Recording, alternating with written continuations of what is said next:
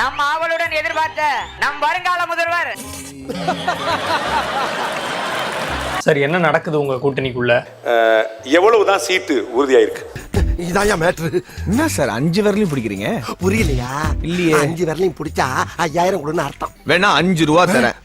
ஒரு முட்டையும் பாலையும் நல்லா சாப்பிட்டு சந்தோஷமா இரு. ஃபிளாஷ்பேக். ரூல்ஸ் பிரகாரம் 12 கொடுக்கணுமா? சரி, 2 நீங்க வச்சுக்கிறீங்க, ஒன்னும் பிரச்சனை இல்ல. 10 கொடுங்க. கொடுத்தாத்தே நீங்க முதல்வர். நான் தான் சொல்றேன்ல. என் தலைவன் சிங்க வந்துட்டாடா. இவனை மட்டும் கார்கிலுக்கு ஒண்டி அனுப்புனா போகும்டா. பனிமலை எரிமலையா மாறும்டா.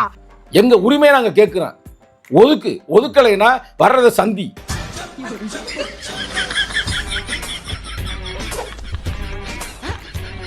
பத்து குடுக்கல, ஒருவேளை 8ன்னு 10 குடுக்கலைன்னா நீங்க நிச்சயமாக உங்களுக்கு சிக்கல் தான். எங்க தலைக்கு எவ்வளவு தில்லு பத்தியா? விசிகாக்கு 8 தொகுதிகள் ஒதுக்கப்பட்டிருக்கிறது. அடங்க மறுப்போம், அத்தி மீறுவோம், திமிரி எழு.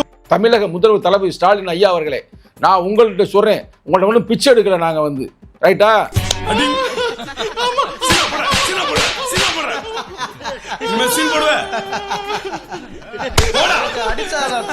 8% வாக்குகள் பெற்ற அவருக்கு 8 இடங்கள், 1% கூட பெறாத ஒரு பெருமாட்டிக்கு ராஜ்யசபா 10 இடங்கள் என்றால் இதற்கு என்ன காரணம்? அப்ப நான் வெளிப்படையாவே கேக்குறேன், அப்ப திமுக இன்னமும் விசிகாவையும் நீங்க ஒரு சாதி கட்சி தான்ப்பா, உங்களுக்கு 6 இல்ல 8 தான் பாக்குதா? ஒத்துக்கிட மனசு இல்லனாலும் அதான் நேசம். கையை கட்டி நாங்க வாயே பொத்தி குடிஞ்சி நின்னதெல்லாம் தம்பி அந்த காலம் அப்படின்னு நீங்கள் தோலை தட்டுவதற்கு ஆட்கள் இல்லை என்று வருத்தப்பட்டாரு, வேதனைப்பட்டாரு.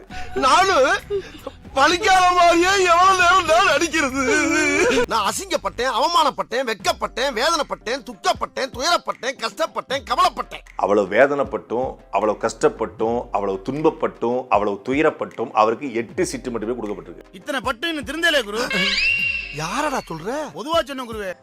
8 தொகுதிகளை திமுக உங்களுக்கு கொடுத்திருக்காங்க. எப்படி பாக்குறீங்க சார்? உங்க மனநிலை தற்போது என்னவாக இருக்கிறது? சொல்லுங்க. இப்போ இந்த தோல்வி அடைஞ்சது உங்களுக்கு எப்படி இருக்கு? எவனையும் போய் எனக்கு காலம் நக்கி பிழைக்கின்றது தேவை விடுதலை சிறுத்தைகளுக்கு இல்ல. அதுக்காக நீங்க அழுவ கூடாது. அதெல்லாம் ஒண்ணு இல்ல இல்ல, நீங்க அழுவுறீங்க. இல்ல சார், இல்ல கண்ணு கலங்குது. அழுவல சார். இல்ல வந்துடுச்சு. சாரி, அழுவுடா எரும மாடு, அழுவுடா. தேமுதிகவிற்கு திமுக கூட்டணியில் 10 தொகுதிகள் ஒதுக்கப்பட்டிருக்கிறது.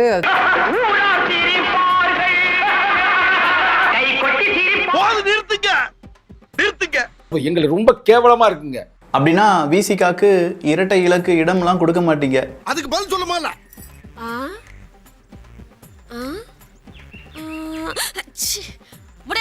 இந்த 8 தொகுதிகள் போதுமா அப்படின்னு கேட்டா 12 என்பது அடிப்படை. நாங்க அவங்கள்ட்ட போய் பிச்சை எடுக்கல. இல்லங்க, இவ்வளவு நாள் டிராவல் பண்ணவருக்கு ஒற்றை இலக்கத்துல கொடுக்குறாங்களே, அதுதான் எனக்கு பொறுக்க முடியல. தம்பி, காமெடி வேண்டாம், நான் சொல்லிட்டேன். நானு காமெடி பண்ணாதன்னு சொல்லியிருக்கேன் நானு. திரு வன்னியரசு, விசிகாவுக்கு 8, தேமுதிகவுக்கு 10 அப்படின்றது ஒரு நம்பகத்தன்மையை உருவாக்கி இருக்கின்ற ஒரு கட்சி. 100%. அதனாலதான் கேட்கிறேன், உங்களுக்கு 8 அவங்களுக்கு 10.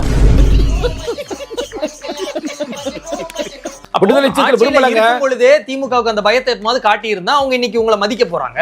அப்பெல்லாம் ஒண்ணும் பிரச்சனை இல்ல, இது கொள்கை கூட்டணி, நாங்க உங்க கூட தான் நிப்போம்னு நீங்க சப்போர்ட் பண்ணிட்டீங்க. யாரு வெளியே போனாலும் திருமாவளவன் வெளியே போக மாட்டாருன்ற அந்த அளவுக்கு நீங்க சொன்ன அந்த நம்பகத்தன்மை ஏற்படுத்தி இத கொள்கையோடு டிராவல் பண்ணி இவ்வளவும் பண்ணி நேத்து தேமுதிகவுக்கு 10னா உங்க தொண்டர்கள் உங்களை கேள்வி கேட்க மாட்டாங்க. என்னங்க அது இப்படி ஆயி போச்சு?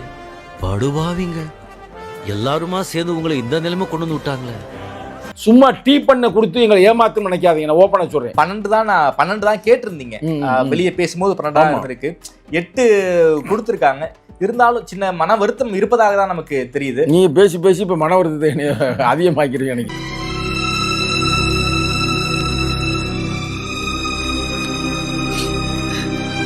இல்ல அதே ஆமா பிரதர், வருத்தமா தான் இருக்கு. அதாவது நம்ம இதுக்காக சேனலுக்கு முன்னாடி உட்காந்துட்டு நம்ம வருத்தத்தை தெரிவிச்சிருக்க முடியல. அத வேற ஞாபகப்படுத்திட்டீங்க. நெஞ்சமெல்லாம் பொண்ணா இருக்கு தம்பி, மறக்க முடியல. எமோஷனல் ஆகாதீங்க. 0.45, அதாவது 1% கம்மியா இருக்கக்கூடிய தேமுதிகவுக்கு ஒரு ராஜ்யசபா திமுக கொடுத்திருக்காங்க. அப்படியே அந்த கொள்கையில உறுதியா இருக்கிற உங்களை நீங்க 6 இங்க 8 வாங்கிக்கங்கன்னு சொல்றாங்க. யானை மதம் பிடிச்சா யானை மதம் பிடிச்சா எப்படி உங்களை எல்லாத்தையும் காலி பண்ணுமோ? விடுங்கண்ணே. இல்லப்பா, அடிமேல் அடி விழுந்துட்டே இருக்குப்பா. எத்தனை அடியை தான் சமாளிப்பேன்? நான் ஓப்பனா என் சந்தேகத்தை வைக்கிறேன். நான் இது மனசுல எதுவும் கள்ளக்கபடத்தோட பேசல. எங்களை எல்லாரும் ஒண்ணு சேர்ந்து ஏமாத்துறீங்களா? ஏன் சார் அழுகுறீங்க சார்? சவுண்ட் வரலையே சார்? எல்லாரும் என்ன ஏமாத்துறாங்க. கலைஞர் காலத்துல 2001 வரலாறோட சொல்றேன், 2001 8 சீட்டு கணக்கு பண்ணி 25 வருஷத்துக்கு முன்னாடிங்க.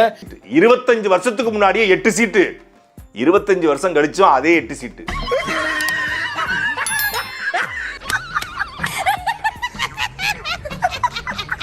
இன்னைக்கு தேமுதிக நிலைமை என்ன? தேமுதிகன்னு சொந்த சின்னம் கிடையாது. தேமுதிக இன்றைக்கு ஒரு அங்கீகரிக்கப்படாத ஒரு கட்சி.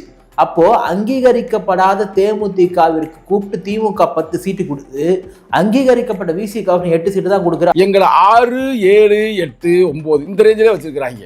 இது உண்மையிலே வெக்கக்கேடா இருக்கு. இதை வந்து பேசுறதுக்கே எனக்கு அசிங்கமாவும் இருக்குது. அப்ப சீட்டை போக போக குறைச்சிங்கன்னா அது என்ன அர்த்தம்? என்ன அர்த்தம்? ஒன்னே மதிக்கலன்னு அர்த்தம்டா. இதுக்கு முன்னால ஒரு அவமானப்பட்டதே இல்லையா? ரீல் விடுவான். திமுக இருக்கிற தலித்தே எனக்கு ஃபோன் பண்றாங்க பிரதர். ஃபோன் பண்ணி சொல்றாங்க, அண்ணே என்னண்ணே ரொம்ப கஷ்டமா இருக்குண்ணே, நேற்று வந்து அந்த கட்சி கொடுக்குறாங்க, இது கொடுக்குறாங்க, ஏன்னே நமக்கு கொடுக்க மாட்டாங்க. உள்ளபடியே தேமுதிகவுக்கு 10 தொகுதிகள் என்பது திமுக சரியா கையாண்டிருக்கு. அந்த 10 இடங்களும் வந்து 9 இடங்கள் வந்து திமுக நின்னாலும் தோத்துரும், யார் நின்னாலும் தோத்துறாங்க. அப்படியான ஒரு இடம். அதுல ஒரு 5 தள்ளி விட்டோம்னா தோக்குற இடத்த தானே கொடுக்குறோம். நீங்க ஒரு வில்லேஜ் விஞ்ஞானி பாஸ். என் மூஞ்சிக்கு முன்னால புகழாத, அது எனக்கு பிடிக்காது பாஸ். நீங்க ஒரு வில்லேஜ் விஞ்ஞானி பாஸ். 8 என்பதே எட்டிப்பிடி என்பதற்கான ஒரு சைகை தான். எங்கள் இலக்கை எட்டி பிடிப்பதற்கான ஒரு இடமாக இதை பார்க்கிறோம். எட்டுவோம், எங்கள் இலக்கை எட்டுவோம், வெற்றியை எட்டுவோம். நாங்கள் தமிழகத்தில் தவிர்க்க முடியாத ஒரு சக்தி என்பதை நிலைநாட்டுவோம். அப்ப திருமாவளவன் ஏமாத்திருக்க, ஏமாந்து போய் நிற்கிறார் திரும்ப. இன்றைக்கு உண்மையாகவே அண்ணன் திரும்ப இன்றைக்கு ஏமாற்றப்பட்டு ஏமாந்து போய் நிற்கிறார். என்னடா இழிச்சவாய பாருங்க, கிச்சா என்ன கொடுத்தாலும் வாங்கிப்பா, எடுத்து கேள்வி கேட்க மாட்டாங்கிற இலக்கா இருந்தா. உங்க கூடயே நீங்க எது பண்ணாலும் அமைதியா இருந்தாரு. எவ்வளோ சில விஷயங்களுக்காக வந்து அமைதியா இருந்துட்டாரு. வேங்கவேல் இஷ்யூலாம் வரும்போது கூட வந்து இதுக்கெல்லாம் கூட்டணி விட்டு போக முடியுமாலாம் கேட்டாரு. அப்படியெல்லாம் கேட்டவருக்கு நீங்க என்ன பண்ணீங்கன்னா அவருடைய முதுகிலும் மார்பிலும் சேர்ந்து குத்தி விட்டீர்கள். முதுகுல குத்திட்டு இல்ல முதுகுல குத்திட்டு தப்பா இல்ல. தேமுதிகவுக்கே 10 என்றால் மக்கள் நீதி மையத்திற்கு எவ்வளவு இருக்கும் என்று எதிர்பார்ப்பு எகிரிய நிலையில் அறிவாலயத்திற்குள் நுழைந்த அதே நேரம் அவரது கட்சியினரை கலங்க வைக்கும் வகையில் அவர் வெளியிட்ட அறிக்கை வெளியானது.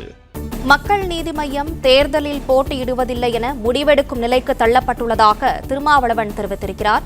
இந்த தேர்தலில் மக்கள் நீதி மய்யம் போட்டியிடாது என்றும் திமுக கூட்டணிக்கு நிபந்தனையற்ற ஆதரவை அளிப்பதாகவும் அறிவித்தார். முடிவு என்னன்னா, நாங்க அவர்களுடன் நிற்போம். இந்த சீட் எத்தனை அதெல்லாம் நான் எண்ணல. அடங்கப்பா அடங்கப்பா. கமல் ஒரு மனசன் தானே எங்க அப்படின்னு கேக்குற மாதிரி தானே. இல்ல, இங்க சந்திரன் ஒரு மானஸ் இருந்தா அவன் எங்கேன்னு தேடுறேன். தேடினா இப்போதைக்கு கிடைக்க மாட்டாரு. என்ன கேக்குறாங்க, நீங்க எங்க நிக்கலன்னு. இதோ நிக்கிறேன். சரியான பைத்தியம். டேய், இவன் சரியான பைத்தியம் இல்ல, சரியாகாத பைத்தியம்டா. ஆமாண்ணா. டார்ச் லைட்டை வச்சுட்டு தனியா நின்று இருந்தப்போ இப்பவும் டார்ச் லைட் சின்னத்துல அவர் நிக்க சொல்லிருக்காங்க. எந்த தொகுதியிலும் கேட்காதீங்க, அறிவாலய வாசல்ல. திராவிட இயக்கம் இவரை கூப்பிட்டு டார்ச் லைட்டை வச்சுட்டு நில்லுங்க, பட் ரோட்ல போய் தனியா நில்லுங்க அப்படின்னு அவருக்காகவே ஒரு இடத்தை கொடுத்தாலும் அது அண்ணா அறிவாலயங்கிட்ட நிக்காதீங்க, ஆலமரத்தடியில் நில்லுங்க அப்படின்னு சொல்லியிருப்பாங்க. இன்றைக்கு கமலஹாசன் எடுத்திருக்கக்கூடிய மலஹாசன், அவனை கமலஹாசன்லாம் அங்க சொல்லக்கூடாது, காவை கட் பண்ணிட்டு மலஹாசன்.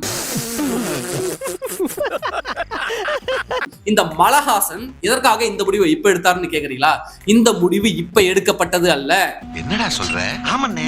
போன மாநிலங்களவை தேர்தல் நடந்துச்சுல்ல, எம்பி சீட் வாங்கினார் இல்ல, அப்பவே எடுக்கப்பட்ட முடிவு. அப்பவே டிசைட் பண்ணிட்டாங்க, மக்கள் நீதி மையத்துக்கு உங்களுக்கு மாநிலங்களவை உறுப்பினர் பதவி தரோம், அவ்வளவுதான்.